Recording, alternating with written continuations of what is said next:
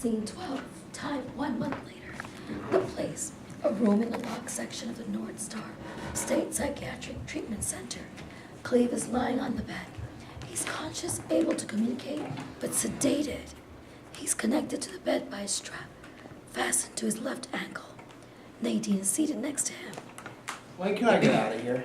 When the doctors think you're ready Ready for what? to take care of yourself. I'm able to take care of myself. What do they think I am, a cripple? I played football for 20 years. I don't need anyone to babysit me. Nobody is trying to babysit you. Then why am I tied to this bed? Cleve, you don't understand. You're sick. I feel fine. I just have a few headaches now and then. Baby, I'm worried. About what? Headaches can come from anything. It's like a pain in the butt. Except it's in my head. I just want to go home. I know, and I want you home too, darling, but not right now. What about if I sign myself out? They won't let you leave, you know that. If my parents were still alive, they'd get me out of here. Maybe I ought to call some of my old teammates. Hello. What a struggle it was to find you. How are you? Who were you? Yes, who are you? My name is Lou Leffington. I'm a reporter for Sports America Network News. I want to do a story on you. Story about what? About you. I think you need to leave right now. I'm gonna call an attendant. No, don't do that. I like this gal. How did you get in here? Oh, this may shock you, but I told them the truth. That I was a reporter, and one of the nurses heard of me and let me in. I'm here by myself. I heard that you were hospitalized, and I wanted to see how you were doing. You think they'll let me out of this place? Well, if they do, take me with you. The food here stinks. They keep plying me with pills. Well, what happened? How could one of the greatest players in the history of pro football wind up in a state mental hospital? Is that really any of your business? Yes, it is. A lot of people are interested in your husband. You're his wife, right? Of course I am. I figured that much, but I just wanted to make sure. Anyway, when a 10-time All-Star, 2-time MVP, and 3-time football champion winds up in a state mental hospital, that's news. Because it can happen to Cleve Laubinger, then it can happen to any player. Meaning that every player is at risk, and that makes it even more of a news story. So you're here just to use Cleve to peddle a story? No. What's your name again? Nadine. No, Nadine, that is not it at all. I'm not here to peddle anything. I'm here because I'm interested in Cleve. Now, what exactly is wrong with Cleve? Nothing, that's what. We're not sure yet. You mean nobody told Cleve what's wrong with him? Well, one doctor said it's behavioral issues. Another said that Cleve had some underlying psychological issues that were boiling to the surface. Another one said it could be due to pollution in the air. Another said it had to do with exposure to chemical cleaning solvents. And one even said it could be due to intimacy issues with me. Oh, in other words, nobody knows for sure. Has the football commissioner's office been in touch with you? No, why should they be involved? Because your husband played in their league for 14 years. And loved every second of it. I know you did, and I was your #1 fan. Do they know that he's hospitalized? I don't know. Well, who's paying the medical bills? Well, Cleve has health insurance from the Players Union, but it only covers medical, not mental conditions. You mean that the CFC is not picking up the tab? No, they're not. Why should they? Because Cleve's condition may be related to injuries he sustained while playing football. But nobody really knows what's wrong with him. That makes no difference. And are the doctors still running tests? Yes, they are. Looking for what? At this point, I really don't know. So when is Cleve expected to be well enough to be discharged? Well, that's still up in the air. I know that right now I couldn't care for him at home without assistance, and I can't afford that. What happened to Cleve's money from all those lucrative contracts? Well, gone, mostly due to bad investments in failed businesses, such as the Hungarian goulash franchise in Scotland that went belly up, and the factory in China that manufactured tiny toy football referees. They never really caught on. Hey, could you get me something to eat? I'm really hungry. I'll see what I can do. So, the CFC is leaving Cleve high and dry? That doesn't seem right to me. Oh, come on, somebody, get me a sandwich. He gets cranky when he's hungry. Oh, don't we all? I guess it's time for me to leave. It was a pleasure talking with you and with you. Could you please get the guy in room 327 a sandwich? He's starving. I wonder what he wanted. Who? End of scene 12. Scene 13. Time later in the evening. Place. The Sports America Network News Sports Desk. Lou Leffington is sitting behind the desk. He's about to report the news. Hello and greetings to all my friends in America and around the world. I'm Lou Leffington, and here's today's top stories in the world of sports. Number 1 on the agenda, Cleve Laubinger. I recently learned that the one-time football star who led his team to 3 conference titles is currently a patient at a psychiatric hospital located on the West Coast. Earlier today, I had a chance to speak with Cleve and his wife Nadine. What I learned shocked me. The man who for years was the face of football itself has been virtually forgotten by the very league that has benefited so greatly by his presence and on the field. Now totally dependent on others for his care, Cleve languishes in the hospital facing an uncertain future. His funds gone and his wife unable to afford the services needed to care for him at home. This man, this champion, is now a virtual prisoner in the hospital that now serves as his surrogate home. I, for one, am appalled that the entire football community has done nothing thus far to assist one of their own in his time of need and call on the CFC and the Players Union to act now, act responsibly, and do what is right. End of scene 13. Scene 14. Time the following day. Place. The Executive Office of the Commissioner of the Continental Football Conference. The room is packed with reporters. Standing behind the podium is Commissioner Morris O. Stanton, known throughout the sport world as Mo. Ladies and gentlemen of the press, I want to welcome all of you. I'm Mo Stanton, Commissioner of the Continental Football Conference. I've called this press conference to make a statement about Cleve Laubinger. Afterwards, I'll take questions. Since yesterday, my office has been inundated with calls and emails concerning Cleve. We've sent a card to Cleve wishing him all the best and a speedy recovery. Cleve was a great player, a Hall of Famer, a man who brought credit to his team, to this conference, to the game of football, and to sports in general. The question is, who bears responsibility for Cleve now? Is it his team, the conference, the union, or ultimately Cleve himself? After consulting with a team of medical and legal experts, I have concluded that although we sympathize with Cleve and wish him all the best, there is little that the CFC can actually do to ease his plight. Because if we take responsibility for Cleve's current condition, then we will have to assume the same responsibility for every other former player who may be experiencing similar problems too, both now and in the future. That would impose upon the conference a financial burden that would force us out of business, an outcome that naturally we wish to avoid. I'll take questions now. Cleve played for 14 years. Doesn't the league owe him anything? When a player retires, it is with the understanding that the league is no longer responsible for that player's welfare. Well, yes, I know that, but still, is there not a moral obligation? Football is a business, and like any other business, we employ people in order to sell a product.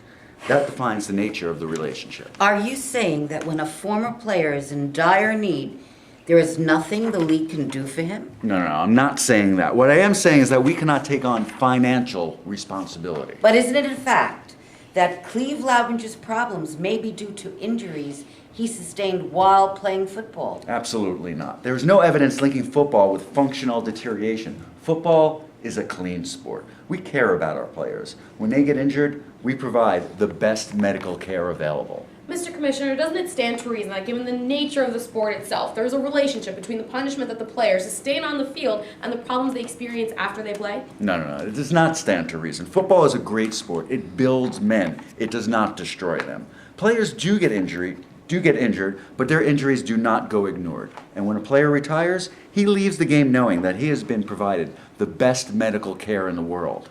But aren't there conditions that the doctors may miss? Let me repeat myself.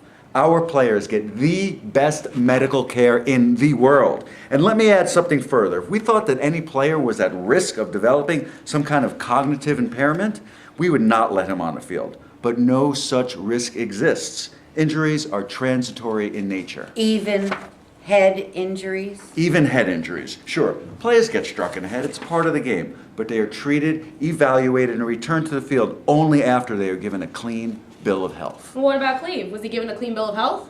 I don't know the details of Cleve's injuries, but what I do know is that no player is allowed to play if he has a condition that will put him at risk. What do the medical consultants have to say about the relationship between the head trauma and the onset of behavioral disorders? Now, I'm not a physician, but I can tell you this. If a player has a head trauma, he is not allowed to play until that trauma is resolved.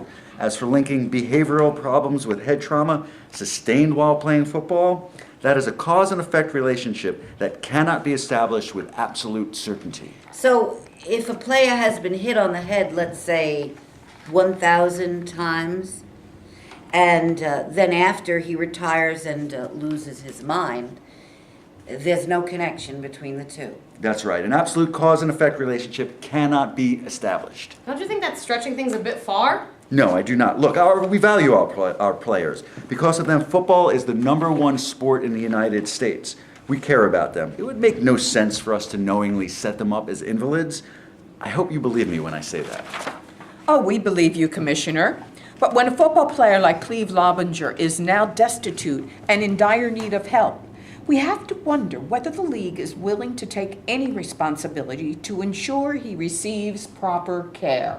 Our hearts go out to Cleve and his family. Cleve was a great player. I can personally attest to that, having seen him play. What has happened to him is unfortunate, and my office will continue to monitor his case. And with that said, this press conference is over. Wait, Commissioner, what do you actually plan to do for Cleve? I'll be taking no more questions at this time. Is it true that the family's considering suing the league? It's news to me. Well, if they do sue, what will you do? Ladies, gentlemen, that will be all. End of scene 15. Scene 15. Time the next day. Place: Cleve's room at the North Star Psychiatric Center. Present are Cleve, Nadine, and another man, Rip Rappington, a former football player and current president of the Players' Council, a labor association representing current and former football players. How you doing, pal? Do I know you? Do you know me? Stop your joking. We used to pal around every year at our annual get-together. Oh, you did? Of course we did, pal. See, I told you, his memory is shot. Hey, shut up. There's nothing wrong with my memory. He gets very irritable. What do the doctors say?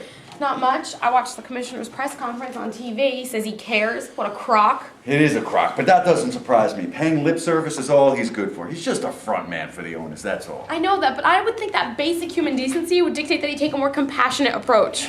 You're confusing football the game with football the business. In football the business, there is no place for compassion. You're not telling me something that I don't already know, but if that's all you're here to say, then you're just wasting my time. Hey, why are you barking at me? I'm not the problem. I didn't say that, but you're not the solution either. It seems like nobody really wants to help, and it's depressing. Cleve's not a piece of machinery to be torn out or thrown out after it breaks. He's a human being. The Players Association is aware of that. Then show it. Is the union willing to help? That's up to the executive board to decide. But you're the president of the union. Can't you just act on your own? No, I can't. You're no different than the commissioner. All talk and no action. You're wrong. You know, actually, you're worse. At least the commissioner has an excuse. He was never a player, so he can't understand what Cleve was going through. But you did play. So you know that what happened to Cleve can happen to you. Yeah, I don't need to be reminded of that. I think you do. Cleve and I are flat broke. I had to quit my job to take care of him. It wasn't for his pension. We'd be on welfare. We never had kids. There's nobody here to help us. His parents are dead. My parents, forget them. They wrote me off as soon as I decided to marry him. They wanted me to marry somebody more like a lawyer or a doctor, someone more stable. You know, I was a clerk in a hardware store when I met Cleve, and I was this tiny little thing, and he was just so big. And I think it scared my parents, you know, his size always intimidated them. And maybe they were right, you know, maybe I shouldn't have married him. I mean, look at him now. So you regret having married Cleve? No, I do not regret marrying Cleve. I love him and I don't want him to die. Hey, you, stop your bawling. Yeah, you're right. What's the point? Right? This is my life now.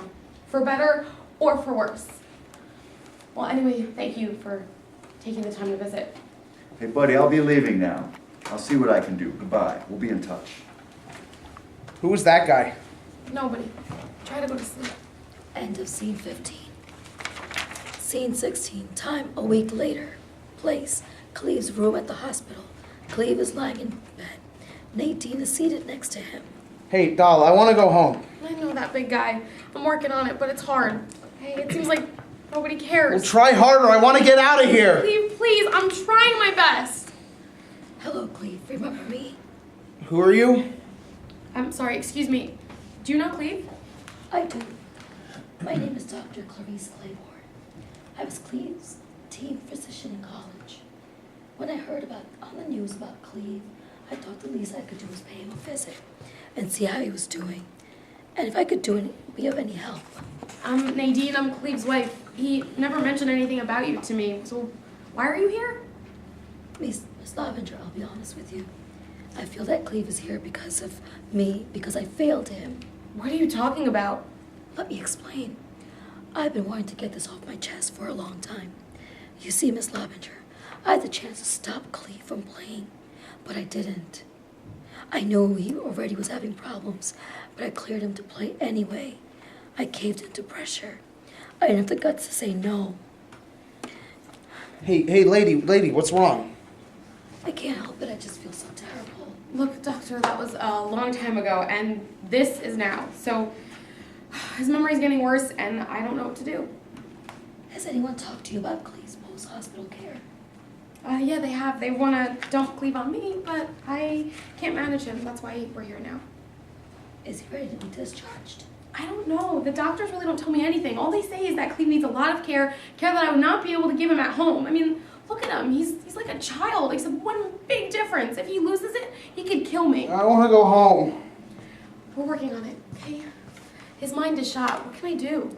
What about transferring him to a long care facility? You mean a nursing home?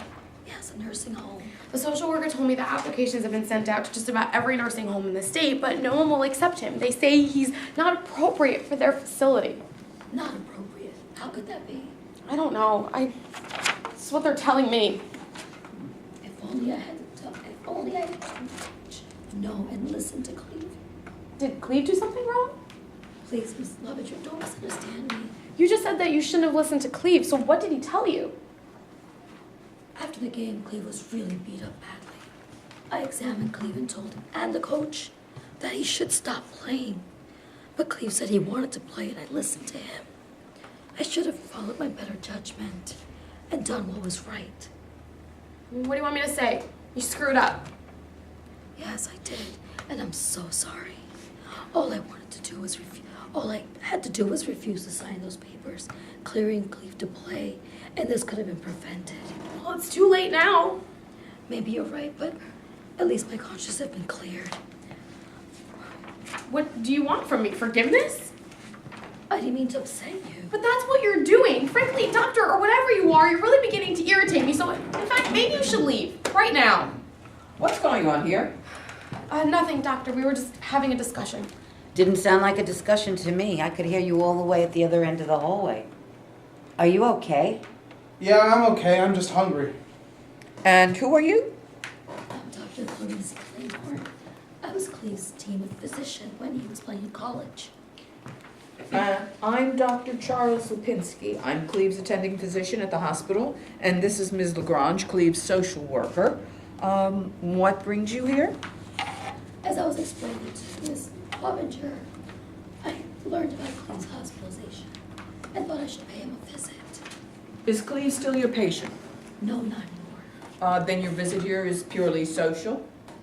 Look, maybe I ought to leave. I should never have signed those papers, clearing Cleve to play. Who are all of these people? Could you get me a sandwich or something? We'll get you something to eat soon. I want something to eat now. We'll get you some food soon. What do you mean you should have never signed those papers clearing Cleve to play? It's a long story. Does it have any bearing on Cleve's condition? It does. As I told Miss Laubinger, I was the doctor who cleared Cleve to play when he was in college. That was then and this is now, and frankly, doctor, I'm not even sure if I should be discussing Cleve's case with you. In fact... Will everybody please shut up? Now you're upsetting him. Get them out of here. We're trying to help you. Oh, shut up! That's what everybody keeps saying! I want out of here! He's been cleared for discharge for the past 3 months, but we can't find a facility anywhere that will accept him. Isn't that so, Miss Lagrange? Well, we've sent out applications to just about every long-term care facility in the state, but so far no one will accept him. And we can't discharge him to his home because Miss Laubinger won't take him home. That's right. Blame me. I'm the bad guy. And nobody is saying that you're the bad guy. Look, I can't care for him at home. I'm sorry that you don't believe me. Oh, we understand that. I don't think you do. All you want to do is get rid of him. That is not true. It's just that he cannot remain in the hospital indefinitely. I know that, and if I could take him home right now, I would. But I can't afford the care, especially since I'll be getting hit with a huge hospital bill. Miss Laubinger, let me assure you that regardless of his ability to pay, your husband will continue to receive the best possible care we can provide. As for the billing issues, I suggest you contact the hospital's patients' accounts department. I have, and they were no help at all. What am I going to do? Hello, Nadine. Oh, Mr. Rappington. Yes, Rappington. I didn't expect to see you again. I said we'd be in touch. I thought you were handing me a line. Anyway, let me introduce you. This is Dr. Claiborne. Dr. Clarice Claiborne. I was Cleve's team physician at the State University. Glad to meet you. I heard about Cleve's situation and thought I'd pay him a visit. I'm Dr. Lipinski, Cleve's attending physician at the hospital. I'm Enid Legrand, Cleve's social worker. It's a pleasure meeting all of you. I'm the president of the Players Association, and we're greatly concerned about Cleve. We believe the CFC has a responsibility to ensure that all players have access to whatever medical and mental health services they need. I agree with you, but the question is, does the CFC feel that way too? That's something that has to be further explored.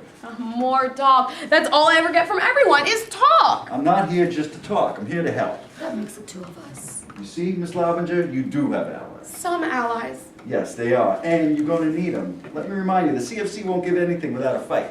You know, Rip, Cleve was already at risk of serious mental deterioration when he was playing in college. Yet you let him play. Shame on you.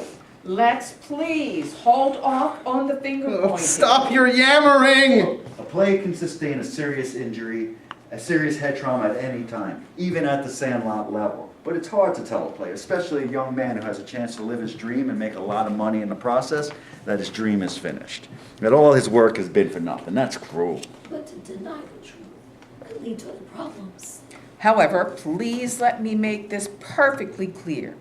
We're not sure if Cleve's problems are due to head trauma. Who's this guy? That's Dr. Lipinski. He's here to help you. Help me? For what?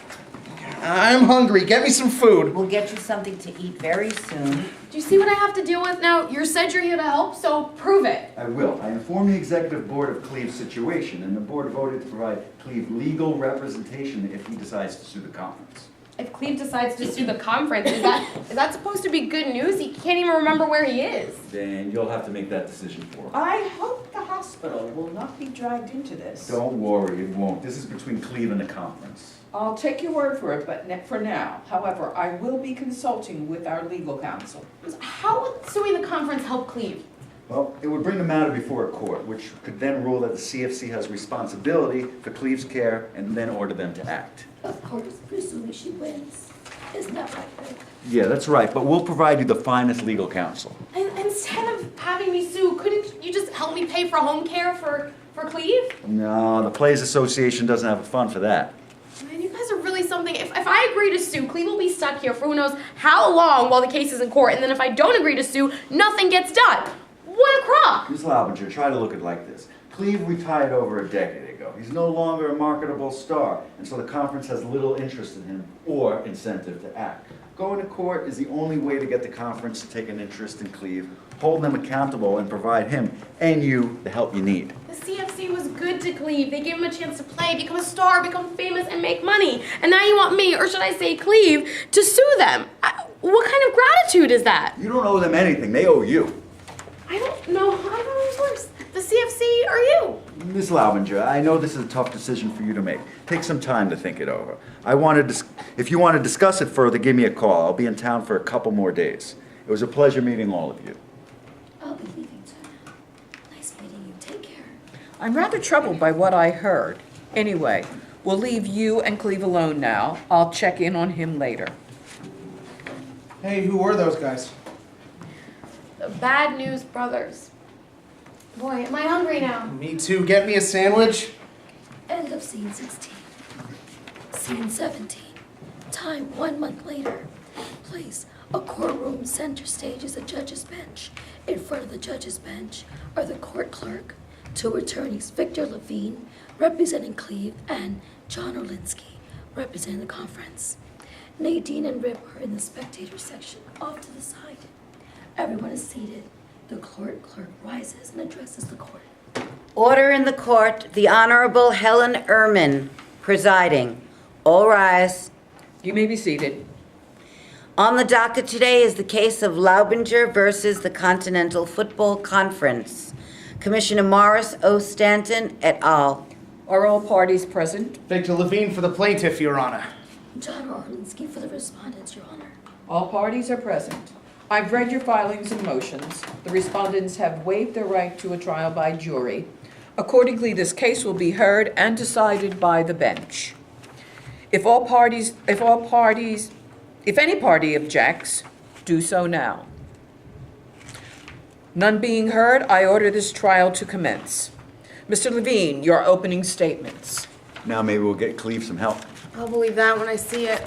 End of scene 17. Scene 18. Time 1 year later. Place, the hospital room. Cleve is lying in bed asleep. Seated next to him is Nadine. She's looking haggard. Dr. Lipinski enters. Good morning, Nadine. Good morning, doctor. Morning rounds? Yes, indeed. How's my patient doing? He's been quiet. The meds seem to be working. I'm glad to hear that. Any word about the appeal? No, not yet. Well, don't give up hope. I won't. What gets me is that Cleve won and nothing's changed. No, the commissioner does have a right to appeal. I know that. It's just too bad that we couldn't have worked something out. All I wanted was some help for Cleve, and now I'm destitute. What a mess. Nadine, we just got word. The commissioner's appeal was denied. The court's findings are affirmed. Cleve will be awarded $10 million. Congratulations. Is that true? You're not pulling my leg? I wouldn't be joking about something like this. Wow. Oh my God. Thank you so much for everything, Rip. Really.